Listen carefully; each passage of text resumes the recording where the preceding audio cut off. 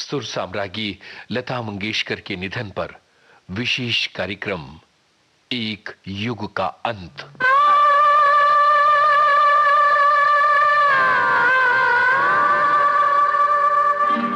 रविवार 6 जनवरी का दिन संगीत की दुनिया के लिए एक मनहूस दिन बन गया। सुर साम्राज्ञी लता मंगेशकर की सांसें थम गईं। उन्होंने इस असार संसार को विदा कह दिया। मजरूह सुल्तानपुरी ने लता मंगेशकर के लिए लिखा था, वो ख्यालों के सनम और वो अल्फाज के चांद बेवतन हो गए अपने ही वतन में, जैसे मेरे लफ्जों को जो छू लेती है आवाज तेरी, सरहदें तोड़कर उड़ जाते हैं अशार मेरे। लता मंगेशकर की आवाज इस विश्व की आवाज थी। उसने कभी कोई सरहद नहीं मानी। आज सुबह जब लता जी के निधन की खबर मिली तो संगीत की दुनिया में जैसे शोक की लहर छा गई। हर वो व्यक्ति जो फिल्मों और फिल्मी गानों से जुड़ा है, उसके मन में उदासी के बादल घेर आए। इस कार्यक्रम में कुछ जानी मानी हस्तियों ने लता जी के निधन पर अपनी संवेदना, अपने विचार प्रकट किए हैं। जानी मानी शास्त्रीय गायक जोड़ी पंडित राजन मिश्र और साजन मिश्र के पंडित साजन मिश्र। अभी कुछ दिन पहले हमारे बड़े भाई पंडित राजन मिश्रा जी गए। अभी 17 जनवरी को नृत्य सम्राट पंडित बिरजू महाराज जी गए और आज हम लोग लता दीदी को खो दिए। ये हम सब के लिए बहुत ही दुखद पल है। और लता दीदी तो ऐसी सुर की मल्लिका थी, वो माँ सरस्वती की उनके ऊपर इतनी बड़ी कृपा थी कि कभी उन्होंने बेसुरेपन को देखा ही नहीं। बात भी करती थी तो सुर, उनका मिलना जुलना, वो सब कुछ इतनी सादगी भरी जिंदगी उन्होंने जी। उनका जो माधुर्य था, मातृत्व प्रेम जो उनका था, वो अद्भुत था। और हम लोगों को बहुत उनको मिलने का 8-10 बार ऐसा सौभाग्य मिला। उनके पिताजी के स्मृति में हम लोगों ने गाया 1979-80s में। उसमें वो पूरा गाना सुनी और फिर उसके बाद स्टेज पर आके हम दोनों भाइयों को बहुत प्यार और आशीर्वाद दिया। उस प्रोग्राम में श्रीमती सितारा देवी जी भी थी। उसके बाद कई अवसर ऐसा हुआ कि उनके साथ हम लोग मिले, हमारे प्रोग्राम में भी आई, उनका आशीर्वाद। फिर सुर संगम फिल्म 83 में बन रही थी तो उसमें पंडित राजन मिश्रा जी, लता दीदी ने गाया उसमें जाऊं तोरे चरण कमल परवारी, जो कि बहुत ही सुपर डुपर हिट हुआ था वो सॉन्ग उस जमाने में। जाऊं तोरे चरण कमल परवारी, जाऊं तोरे चरण कमल परवारी, ये गाना था। इतना सुंदर माहौल हुआ था। राजन जी ने कहा कि दीदी ये गाना मैं गुरु बन के गा रहा हूँ और आप मेरे शिष्य के रूप में इसको गाएंगी। तो उन्होंने हंस के कहा कि नहीं नहीं, इसमें ऐसी कोई बात नहीं है, आप अच्छे से गाइए और मैं बिल्कुल शिष्यत्व भाव में इस गाने को गाऊंगी। और बड़ा प्यार था उनका, बहुत स्नेह करती थी। तो उनका स्नेह, उनका आशीर्वाद हमेशा रहा। लेकिन उनके जाने का गम बहुत मुश्किल है मिटा पाना। शरीर आया है तो जाएगा ही, लेकिन ऐसे लोग चले जाएंगे तो ये इस धरती का क्या होगा। जानी मानी गायिका शुभा मुद्गल ने कहा, आदरणीय लता जी के दुखद निधन का समाचार सुनकर सभी संगीत के विद्यार्थियों की तरह मैं भी बुरी तरह शोकग्रस्त हूँ। कल ही हम सबने वसंत पंचमी के अवसर पर माँ सरस्वती से ये प्रार्थना की थी कि हमें स्वर, ताल, लय, भाव का वरदान दें। और इस सफल साधना का एक प्रतीक, जीता जागता प्रतीक, हमारी लता जी आज हमारे बीच से चली गई हैं। यद्यपि मैंने कभी उनसे स्वयं कभी बात करने का अवसर नहीं मिला, हाँ दर्शन उनके अवश्य हुए, लेकिन उनसे बातचीत करने का या उनके साथ फोटो आदि खिंचाने का अवसर मुझे कभी नहीं मिला। यही कह सकती हूँ कि बचपन से उनका अद्भुत स्वर, उनका दिव्य स्वर मेरे हृदय में रहा है और सदैव रहेगा।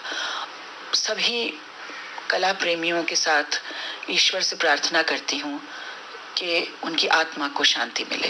जाने माने वॉइस ओवर आर्टिस्ट और लेखक हरीश भीमानी, जिन्होंने लता मंगेशकर पर एक मशहूर पुस्तक लिखी है, in search of Lata Mangeshkar, उन्होंने कहा, और इस समय हम सब नमस्ते यानी कि नमहते, मैं तुम्हारे सामने नतमस्तक हूँ, ईश्वर को कह रहे हैं, क्योंकि ईश्वर ने हमसे एक धरोहर छीन ली है। लता जी के बारे में संक्षेप में कहना मेरे लिए तो असंभव सा है।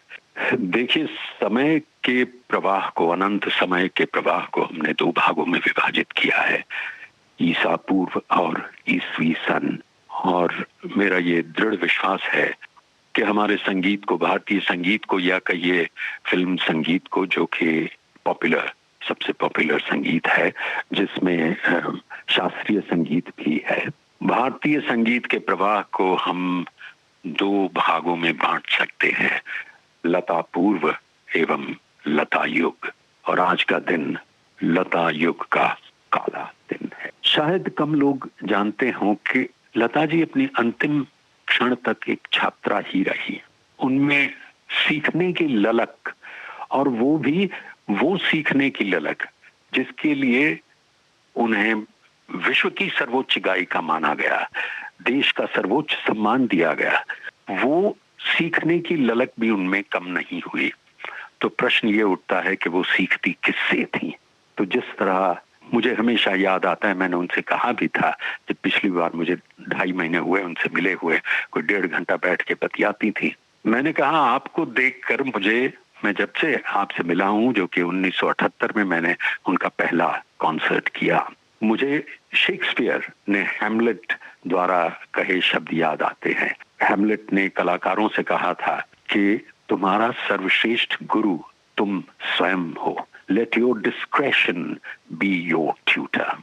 और लता जी सीखती रही तो अपने आप से, अपनी त्रुटियों से। मुझे याद है जब मैं उनके कमरे में मैंने प्रवेश किया तो मैंने देखा तो वो बड़े से टीवी पर एक क्राइम शो देख रही थी। तो मैं अनायास ही कह बैठा कि मैंने कहा ये क्या, आप क्राइम शो देखती हैं, बहुत बुरे विचार होते हैं, बुरी बुरी चीजें दिखाते हैं।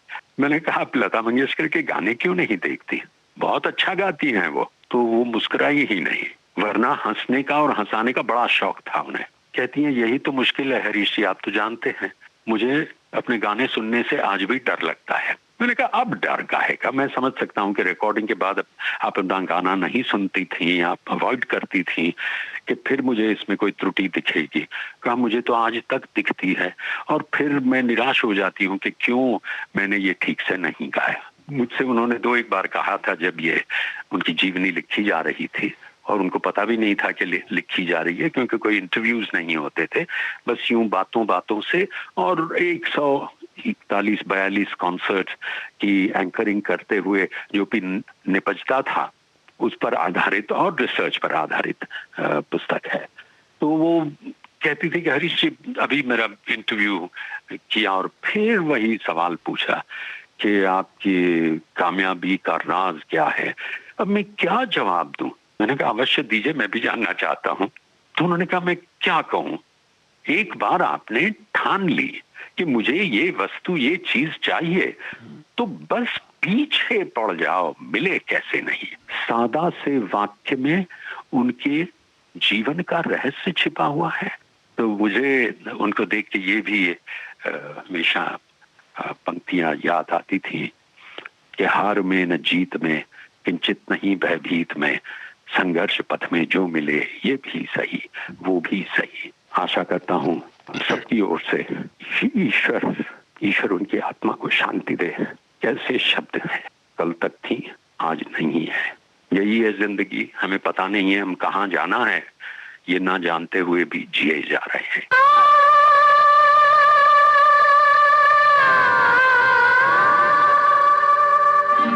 राष्ट्रीय पुरस्कार से सम्मानित पुस्तक लता सुरगाथा के लेखक यतीन्द्र मिश्र। देश के लिए इससे दुर्भाग्यशाली और बेसुरा दिन नहीं हो सकता।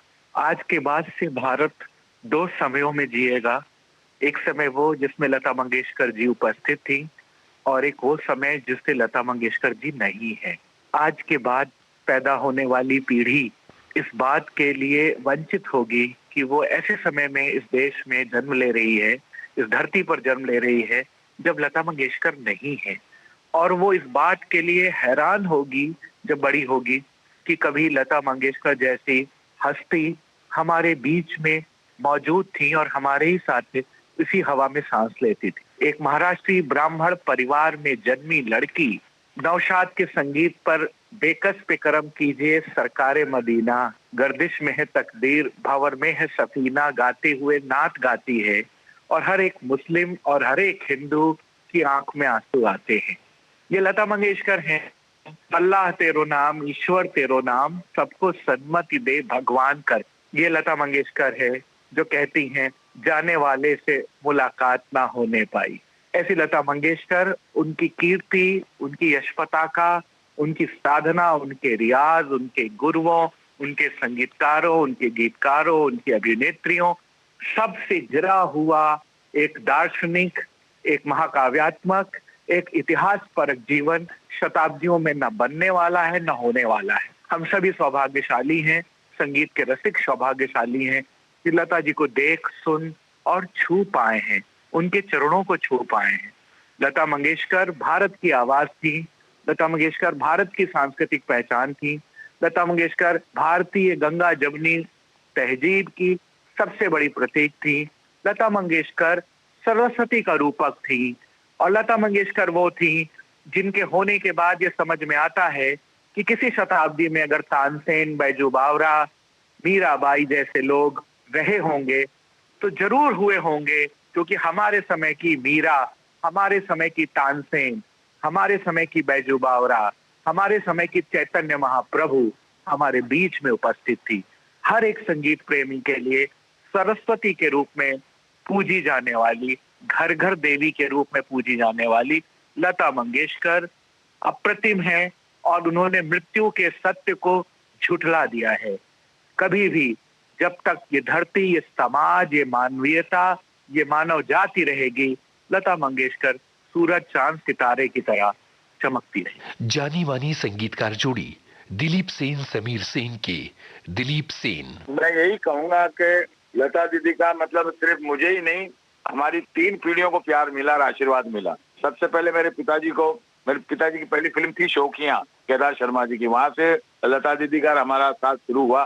फिर उसके बाद में मेरे बड़े भाई साहब शंभू सेन जी के साथ मृग कृष्णा में हुआ। फिर हम चाचा भतीजे के साथ में यश राज की फिल्म थी आईना और ये दिल लगी। तो दीदी के साथ मतलब सेन परिवार का 3 पीढ़ियों का साथ रहा। क्योंकि लता दीदी जब मेरी फिल्म ये दिल लगी का गाना गाने आई थी, एक गाना गाने आई थी, मगर मैं आपको बता दूं वो एक गाना गाने के बाद तो मैंने दीदी से कहा दीदी एक गाने में सिर्फ 3 लाइनें आप, तो वो हंसने लगी कि क्या लता मंगेशकर 3 लाइन गाएगी। फिर मैं बोला नहीं दीदी ऐसा है कि 3 सिंगरों का है, तो फिर वो गा दिया। मैंने कहा दीदी एक गाने में सिर्फ बातचीत करनी है आपको, वो गाना था नाम क्या है प्यार का हमारा, वो भी उन्होंने गा दिया।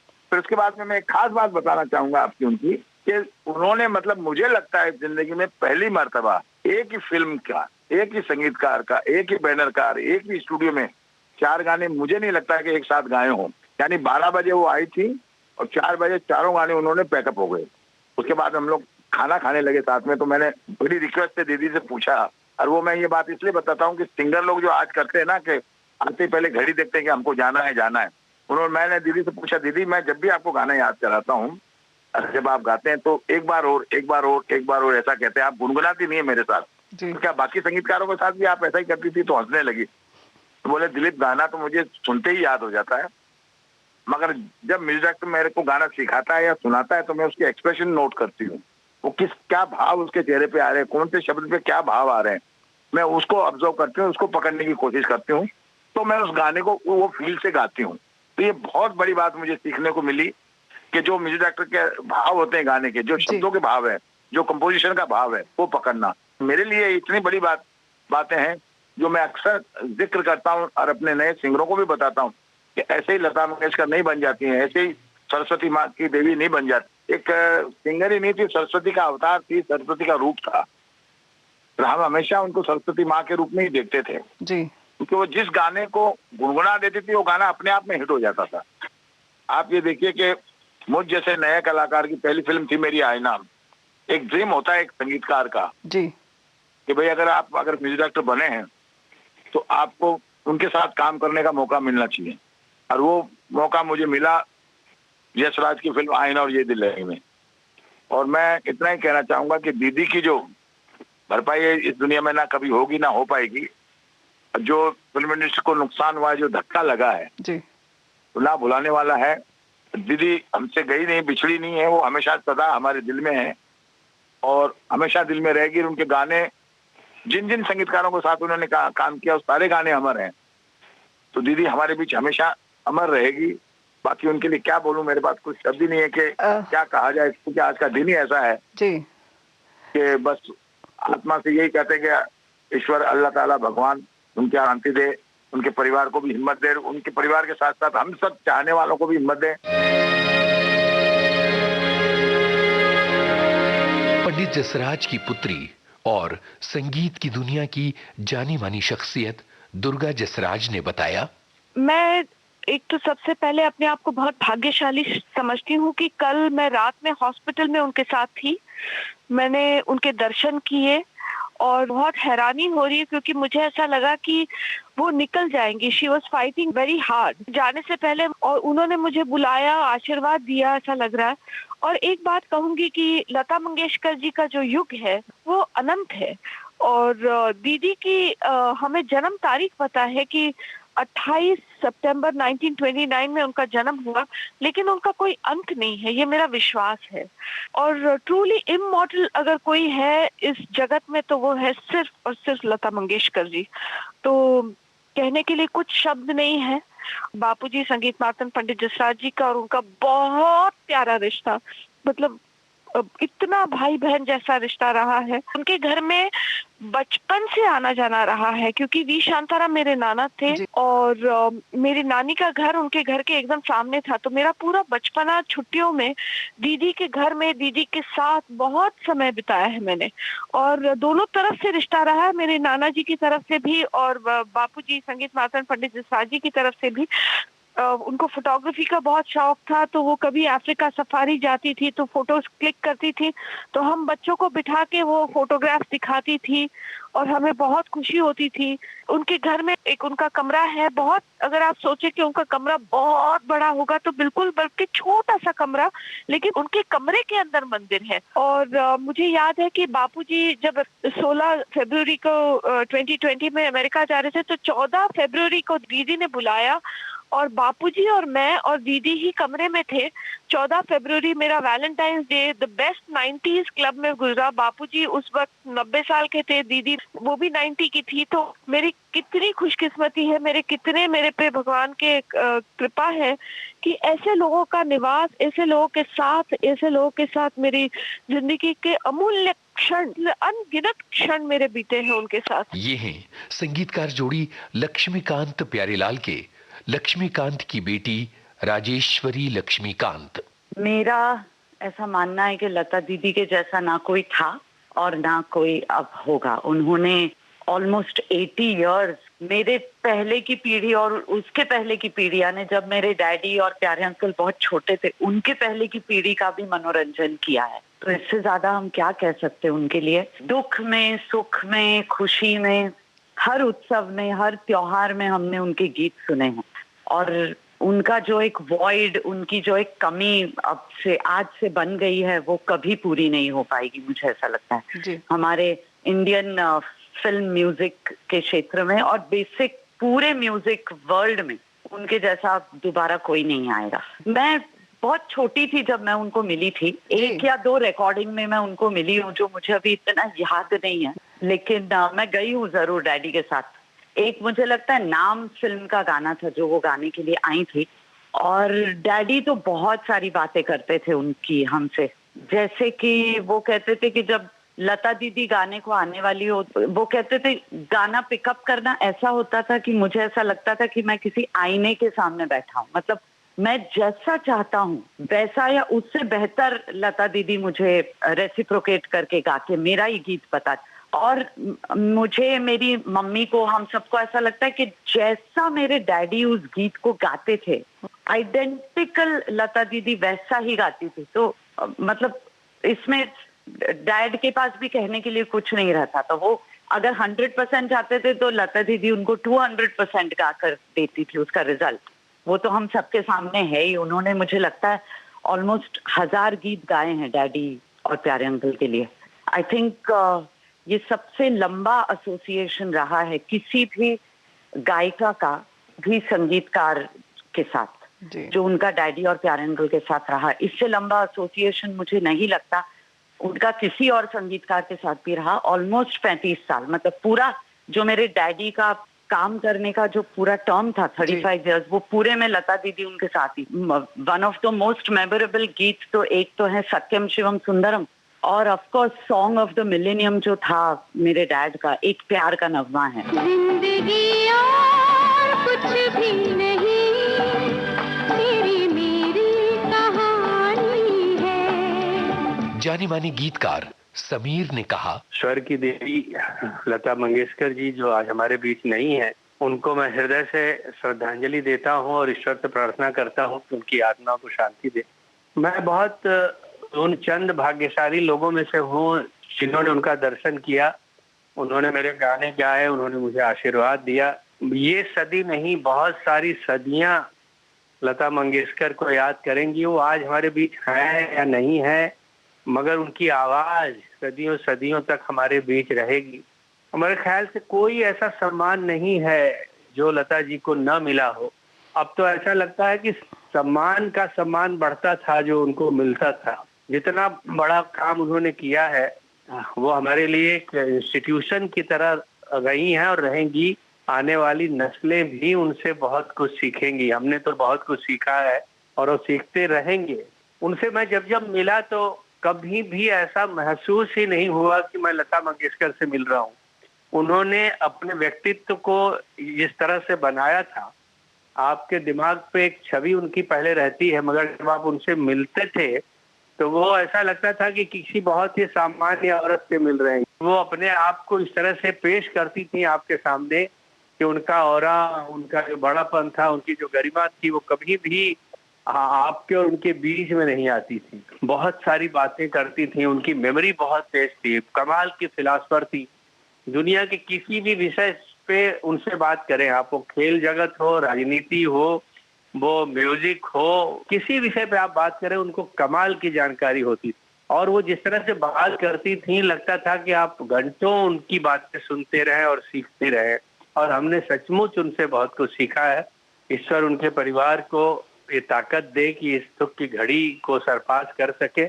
जानी मानी संगीतकार नौशाद की बेटी रहमान नौशाद। लता जी हम आंटी बोलते थे और उनको बचपन से हम उनके सामने बड़े हुए, बहुत प्यार करती थी। और जब हमने पहली फिल्म डायरेक्ट की माय फ्रेंड, तो उसमें उन्होंने 3 गाने गाए, हमको सर पे हाथ रखा हमारे। और दूसरी फिल्म या तीसरी फिल्म डायरेक्ट की हमने तेरी पायल मेरी गीत, तो उसमें भी 3 गाने गाए। लेकिन एक इंसिडेंट हम बोलेंगे जो वेरी टचिंग है। जब बॉम्बे लैब में रिकॉर्डिंग पहला गाना रिकॉर्ड हो रहा था तो लिफ्ट बंद हो गई, करंट चला गया।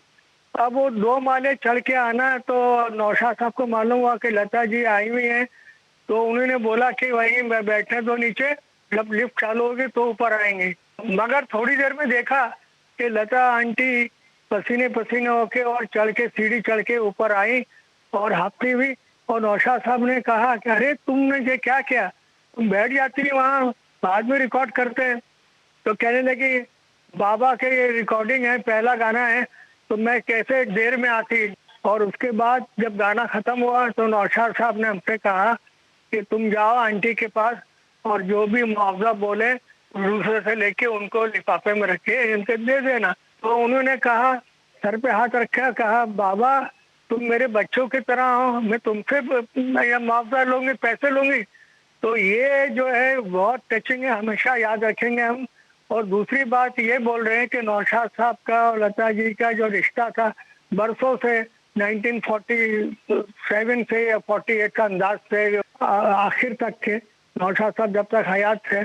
और कितने गाने हिट दिए उन्होंने, नौशाद साहब ने, उन्होंने मिलके दोनों ने, वो इमॉर्टल सॉन्ग है। और हमारी दुआ है कि उनकी रूह जो है ऊपर वाला शांति दे उनकी और जन्नत नसीब करे। यही गायक घनश्याम वासवानी। आज बड़ा दुखद दिन है और ये बड़ा अजीब इत्तेफाक है, 15 साल पहले मेरी माता जी का निधन हुआ था इसी दिन 6 फरवरी को, और आज मेरी दूसरी माँ लता जी आज हमारे बीच नहीं है। वैसे हमारे बीच नहीं है कहना भी ठीक नहीं होगा, वो हम सदैव हमारे साथ रहेंगी। उनका संगीत, उनके गीत, गजलें, भजन, डिवोशनल सॉन्ग्स जो भी उन्होंने गाया, क्लासिकल हो। और Lata ji was an institution, और ऐसे इन्होंने पता नहीं कितने संगीतकारों को, गायकों को और सबको प्रेरित किया है, और सदैव उनको हमारे दिल में बसा के रखा है हमने, और सदैव रहेंगी सदियों तक। She was an institution and she was beyond a singer. एक अजीब कशिश थी उनकी आवाज में, I can say it was divine singing. बस मेरा सादर नमन उनको, and may her soul rest in peace. और क्या मैं कहूँ, ओम शांति। प्रोफेसर साहित्य कुमार नाहर ने कहा, निश्चित रूप से यह एक बहुत बड़ी क्षति है हमारे संगीत जगत को। यद्यपि कि लता जी का जो कार्य क्षेत्र था वो फिल्मी संगीत था, मगर जहाँ तक मुझे जानकारी है उनके इस शीर्षस्थ स्थान पर पहुँचने के पीछे शास्त्रीय संगीत की तालीम का बहुत बड़ा रोल था, जो उन्हें प्रथमतः उनके घर से मिला और बाद में अनेक सुविख्यात संगीतज्ञों से उन्हें तालीम मिली थी। उनके स्वर की माधुर्यता, सुर लगाने का ढंग, सुरों को देखना, शब्द उच्चारण, गीत चाहे जिस भाषा के अंतर्गत हो, उन्होंने अनेक भाषाओं में गाने गाए हैं। तो जिस भाषा में वो गीत गाती थी, उनके शब्दों का, स्वरों का उच्चारण, उस स्वर को शब्द के साथ मिला के जिस भावनात्मक लगाव से, फील से वो गाती थी, वो ऐसा लगता था मानो कानों से अंतर प्रवेश करके वो सीधे दिल को छूता रहा है। मैं अपनी ओर से और राजा मान सिंह तोमर संगीत एवं कला विश्वविद्यालय ग्वालियर परिवार की ओर से हम उन्हें शत शत नमन करते हैं, उनके प्रति श्रद्धा सुमन अर्पित करते हैं। जानी माने निर्देशक कीर्ति कुमार। कल सरस्वती पूजन था, मैं जहाँ वाराणसी में हूँ, मुझे मेरे छोटे भाई गोविंदा जी का फोन आया और उन्होंने बताया कि लता जी नहीं रही। मैं फूट फूट के रोया। भारत की सरस्वती चली गई। ज्यादा कुछ कह नहीं सकता, मैं सिर्फ इतना कहता हूँ, ईश्वर उनकी आत्मा को शांति दे, उनके परिवार को, परम आदरणीय आशा जी को, उषा जी को, हृदयनाथ जी को और सभी घर के सभी सदस्यों को ये दुख सहन करने की शक्ति दे। दुख की चरम सीमा है ये आज का दिन हम लोगों के।